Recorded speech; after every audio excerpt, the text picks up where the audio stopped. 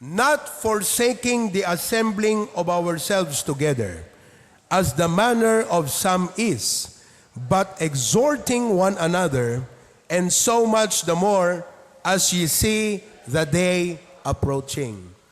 Dear Lord, thank you so much. We know the day is approaching. Kaya tulungan niyo po kami na maging faithful sa aming church attendance. I pray that as I start our campaign to promote our prayer meeting, we will see results sa mga susunod na mga Wednesday night. In Jesus' name we pray. Amen. Thank you very much. You may be seated. The 7 glorious reasons for coming together. Why do we come together? Number 1, we come together to celebrate our salvation. Okay? Last Sunday, Resurrection Sunday. Panagungar, kunada. Pero, hindi lang po every Easter o panagungar nga Domingo. Domingo, Alleluia, kunati tradisyon.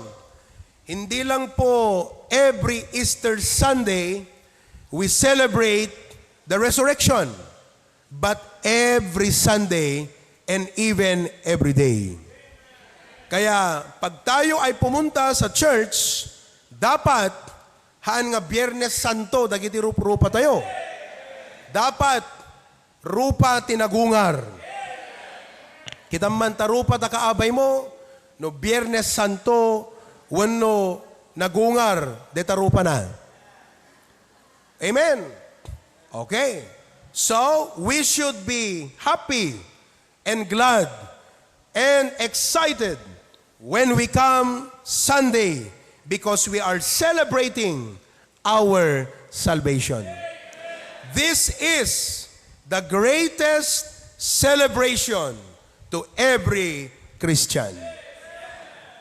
Nagse-celebrate ka ng birthday mo? Wala yan kumpara dito. You celebrate your wedding anniversary? Wala yan kumpara dito. Meron tayong tradisyon na annual memorial celebration of the life of our loved ones. Pero wala yan. Alam nyo, ginagastusan mo lahat yan. But that is nothing compared to our celebration of our salvation. Isaksak natin yan sa ating mga isipan.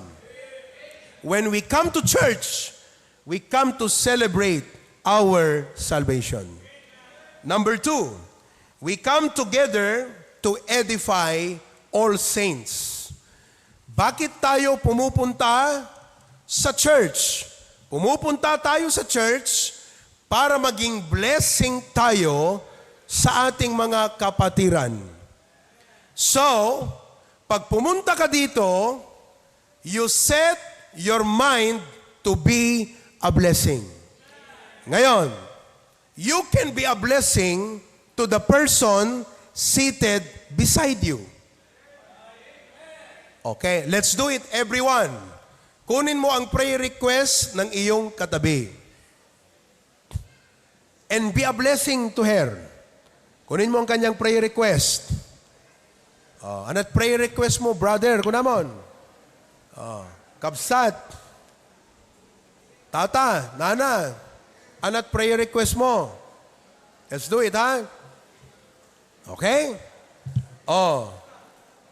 Sikapin nyo yan, ha? When we come to church, we come to be a blessing.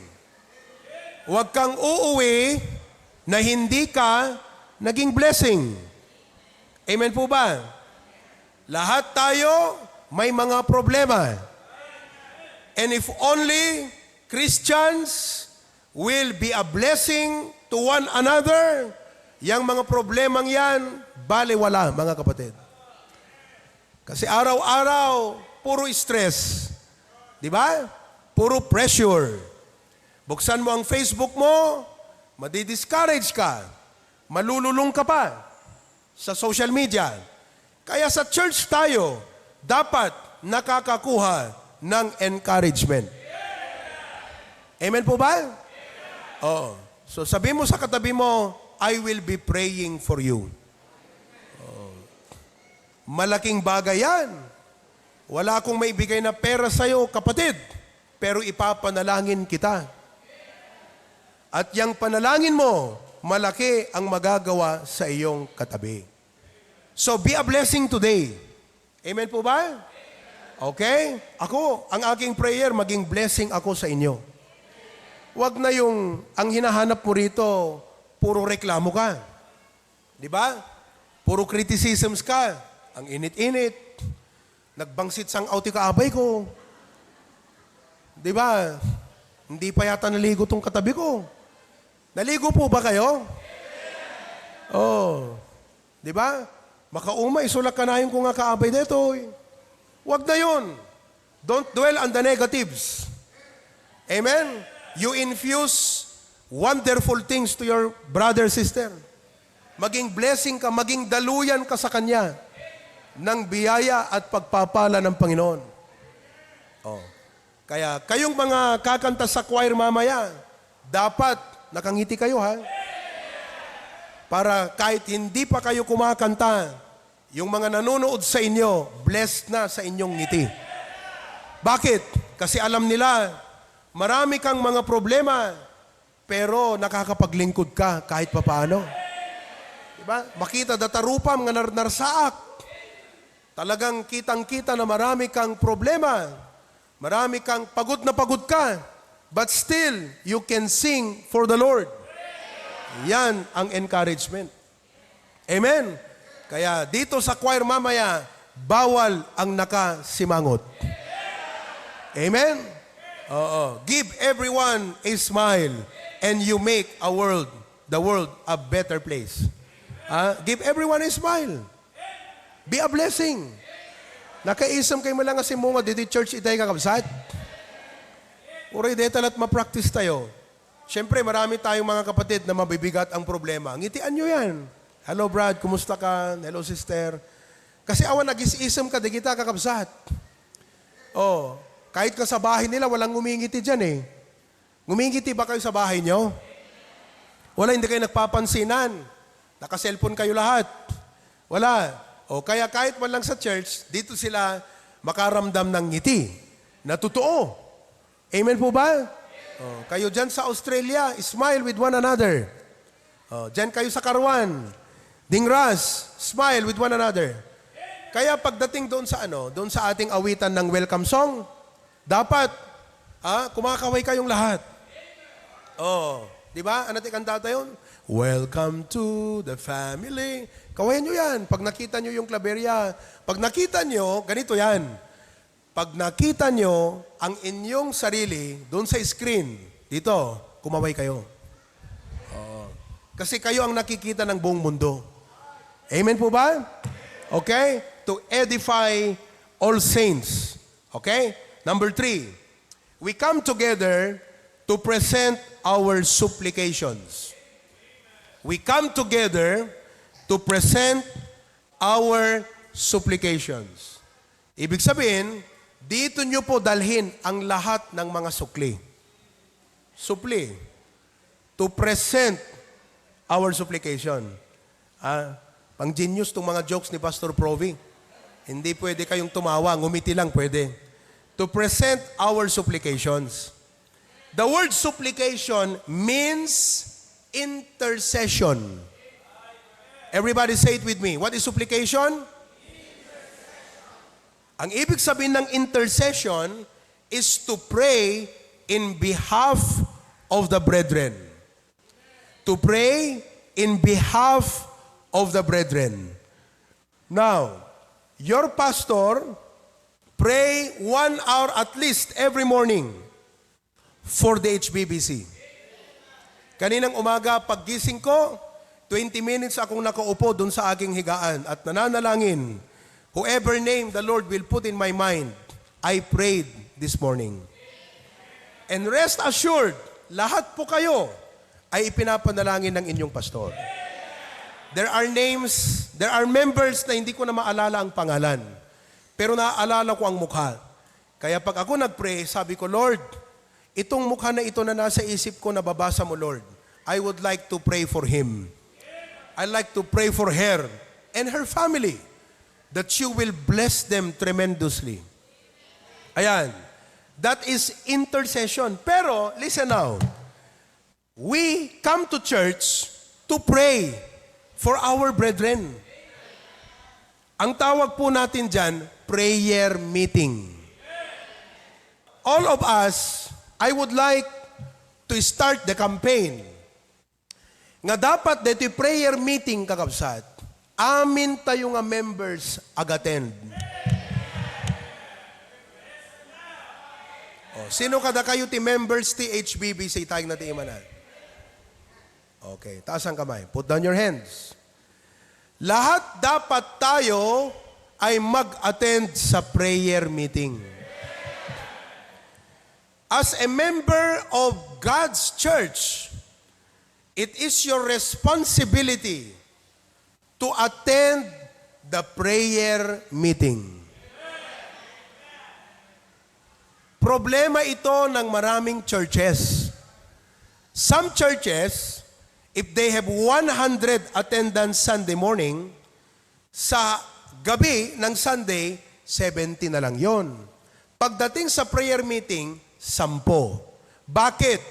Because the pastors did not teach and require the members to attend the prayer meeting. Alisin po natin, tanggalin natin, yung ating spirit o mindset nga ti prayer meeting, ag-attend laeng te kayat na ti ag-attend. Sa Tagalog, mag-attend lamang yung gustong mag-attend. Hindi po yun tama. Naunawaan nyo yan? Ang prayer meeting po sa church ay hindi yung mag-a-attend ang gustong mag-attend. Sapagkat ang prayer meeting ay parang, kumbaga, sa isang pamilya, it's like a family devotion. Hindi yung mag-attend ka kung gusto mo. Dapat kung family devotion, lahat ng members present sa family devotion. At kung may wala, considered absent. If you are considered absent, it implies you should be there. And because you are not there, you are absent. Ang tawag po sa mga hindi nag-a-attend ng prayer meeting, absent. So kung wala ka sa prayer meeting, anong tawag sa'yo? Absent. Aba, pambira, gusto mo ikaw lang ang pinagpipray? Dapat pumunta ka rin dito para tumulong kang mag-pray. Naunawaan nyo yan? Magsisend ka ng prayer request mo dyan sa GC. Ito, don't take me wrong ha. Baka mamaya, agsuwi kay tumanan. Diyak agsesend din yan ta GC. Kababain kong pastor, di nagtumamakita di churchen. Nagalas ta ugalim. Awa nagsusui, kakabsat. Diyak agikabkabil ta GC, kaya di nagtumakita ni pastor di church, kaya ibaganan tuman nga, pray, papray kayo ng papray, di naman kayo magpipray. Totoo naman. Oh, anat kasurun mo dyan. I-correct po yung sarili mo. Hindi ko sinasabi na huwag kayong magpadala ng prayer request nyo sa GC. Di ba? Kasi lahat ng mga prayer request yan sa GC, especially kung yan ay urgent. Kasi sa haba po, minsan, kung may mga paulit-ulit na, tinatanggal yon para palitan ng bago, yung mga urgent. Kaya dapat maintindihan nyo yon. O, send ka sa GC. Ilalagay dyan, tapos wala ka. So ano ka? Ikaw lang yung gustong pinagpipray? Dapat ikaw din pumunta para mag-pray. O, kung ikaw, may answered prayer ka, tapos sasabihin mo, maraming salamat sa church, pinag-pray ako. Di pumunta ka rin para mag-pray. Di po ba mga kapatid? Oh, so this coming Wednesday, all of us should come. Walang reason na hindi ka maka-attend sa prayer meeting, mga kapatid. Oh, number 1, ang reason ng iba, malayo. May malayo pa ba ngayon? Ang malayo na salita is a word of the past. Wala na yan ngayon. Wala nang malayo ngayon. Oh, yung kainan dyan sa may, ano ba yan, sa Lawag, sa papuntang fort, yung ramen, malayo ba yun? Pa-ramen? Oh, malayo ba yun? Hindi. May sasakyan ka. Oh, taga-Pungto, ni Tito Manny, dulo ng walang hanggan. Pero nandito sa prayer meeting, wala na po ang malayo ngayon. Lahat ay malapit na. Number 1, kokapina ka, sementado lahat. Oh, di ba kung saan kayo lugar, wala nang malayo ngayon. Number 2, ang sabi ng iba, wala po kaming sasakyan. Marami tayong members na may sasakyan. They will be more than glad na sunduin ka. O, si Rexy. Bago na naman pala yung sasakyan ni Rexy. Ano yung sasakyan mo ngayon? High Ace? O, High Ace na GL Grandia. High Ace ba yun? O, pinalitan ng Panginoon yung kanilang Innova. Ngayon, High Ace. At hindi pa nila tapos na bayaran yan, nakipag-swap at babayaran pa yan monthly. Bakit? Kasi ang sabi sa akin, Pastor, pag Sunday afternoon, adut dagdagasin mi nga umay pay jay. Batak. Oh, may baby pa yan. Pero kita nyo mga kapatid, amboyo, ikangker tayo deta problema ti complacency kakabsat. Awang mangyari ta Christian life mo no nasadut ka a Kristiyano. No maipanggep iti nainlubungan, nakaregregta ka. Ngam no maipanggep iti parati apo, nasadut ka.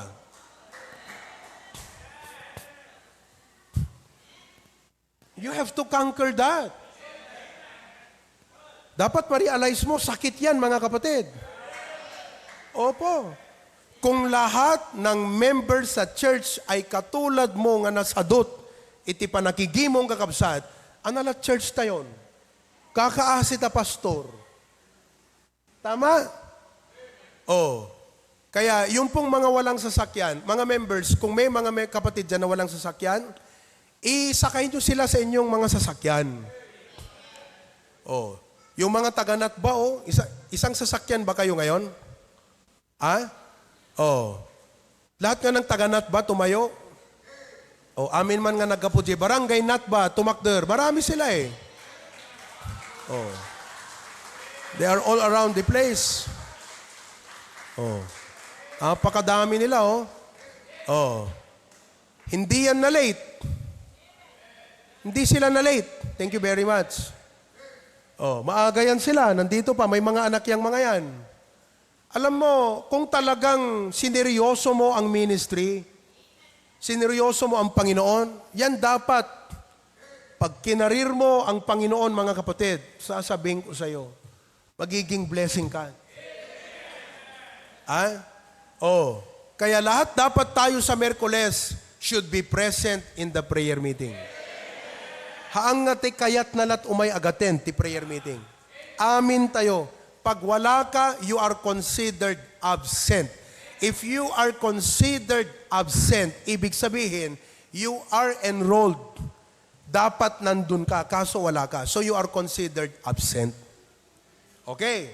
Lastly, sabi ng iba, palaging ganito, naka-online naman kami.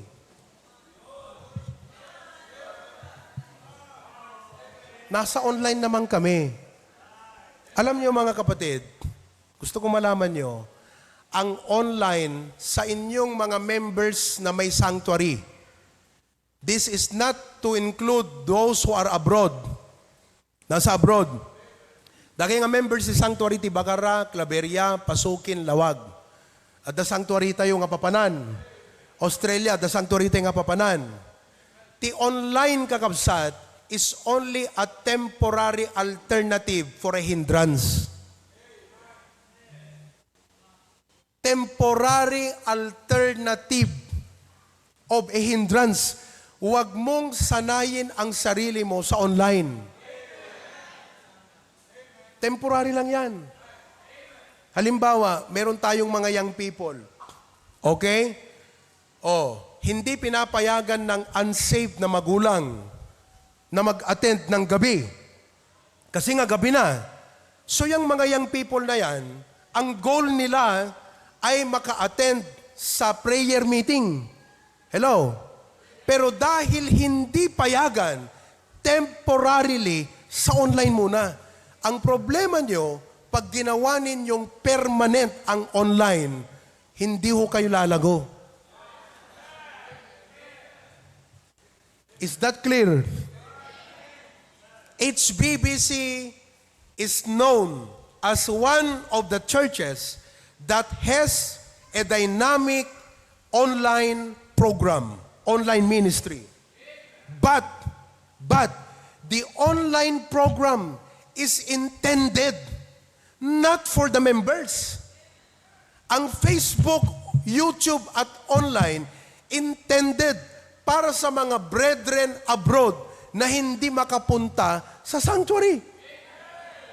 I mean, can you imagine if the Castillo family of California will come home every Saturday to attend here and go back to California Monday? Anong buhay nila? Yun ang online. Kaya kung kayo member sa sanctuary, the online is not for you. Kasi mamaya mga kapatid, tinitignan ka ng mga anak mo. Akala nila, okay yun.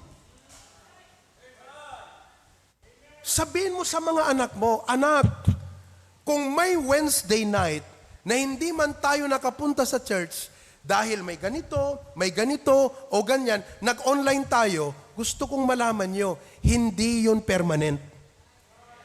Pero kung ginawa nyo ng ugali na pag Miyerkules, nasa bahay kayo nag-o-online, pumunta pa kayo ng Robinson, nag-online kayo. Mamaya may SM, nag-online kayo. Ganun ang ginagawa nyo mga kapatid. You are not treating the prayer meeting the way God wants you to do it.